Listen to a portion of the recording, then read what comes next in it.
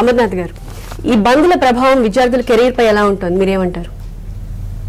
బంద్ అంటే ఒక పనిదినం లాస్ అవుతుందండి. సాధారణంగా స్కూల్స్ 220 రోజులు పనిచేస్తాయి.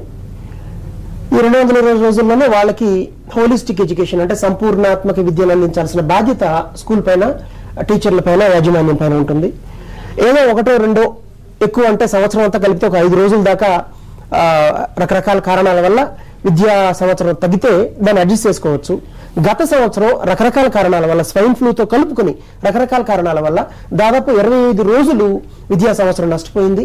దాన్ని ప్రభుత్వం అయితే ఏదో కప్పిపుచ్చుకోవడం కోసం 10th క్లాస్లో ఇంటర్లో పేపర్ ఈజీగా ఇచ్చి లిబరల్ కరెక్షన్ చేసి పర్సంటేజ్ పెంచిందని చూపించింది. కానీ తప్పనిసరిగా ఎవరైనా విద్యావేత్త, ఎవరైనా పాఠశాల నడిపేవాళ్ళు, కాలేజ్ నడిపేవాళ్ళు ఒప్పుకుంటారు. ఓవరాల్ గా చూసుకుంటే డెఫినెట్ గా విద్యా ప్రమాణాలు ఎంతో కొంత దెబ్బతిన్నాయి. ఈ సంవత్సరం ఒక పక్క స్వైన్ ఫ్లూ విజృంభిస్తోంది. ఇదివరకే 10-15 కేసులు ఉంది. ఒకవేళ స్వైన్ ఫ్లూ కనుక ఎక్కువ విజృంభిస్తే గత సంవత్సరం బొంబాయిలో జరిగినట్టుగా ఒకేసారి ఒక 10 రోజులు స్కూల్కు సెలవు ఇవ్వాలి, స్కూల్కే కాదు కాలేజీలు కూడా సెలవు ఇవ్వాల్సిన పరిస్థితి ఇవాళ అలాంటి భయాందోళనలు ఇవాళ వ్యక్తమవుతున్నాయి. దీనికి తోడుగా రకరకాల కారణాల వల్ల బంద్ పిలుపులు వస్తున్నాయి.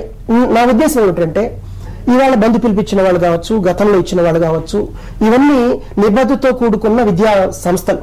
కొంతమంది యువకులు ఏదో క్లబ్బులకి పబ్బులకి వెళుతుంటే ఇవాళ ఇక్కడున్న ఎస్ఎఫ్ఐ మిత్రులు కానీ, ఏబీ మిత్రులు కానీ వాళ్ళ జీవితాన్ని పక్కన పెట్టి సమాజం కోసం, సమస్యల పరిష్కారం కోసం దీన్ని ఎవరూ కాదనట్లేదు. ముఖ్యంగా అంతో ఇంత అవగాహన ఉన్న నేను కాదనేవాడిని కాదు. కాకపోతే ఏమిటంటే, బంధులకి ప్రత్యామ్నాయంగా మరికొన్ని మార్గాలు ఉన్నాయి. ఉదాహరణకి ఇవాళ బీసీ అభ్యర్థులకు, బలహీన వర్గాల వారికి ఫీజు రియంబర్స్మెంట్ అనేది చాలా న్యాయమైన డిమాండ్. దీనికోసం పోరాటం జరగాలి.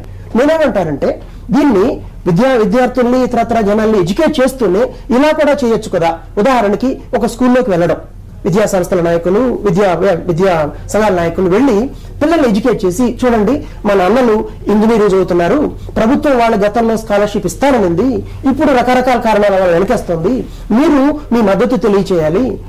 అందరూ ఒక లెటర్ రోసయ్య తాతయ్య, మా అన్నలకి మీరు ఇంజనీరింగ్ ఫీజు తప్పనిసరిగా గతంలో ప్రామిస్ చేసినట్టుగా కట్టాలి, మీకు లేకపోతే మా చేతులు వాళ్ళే వెళ్ళి వాళ్ళు ఎడ్యుకేట్ చేసి బంధులు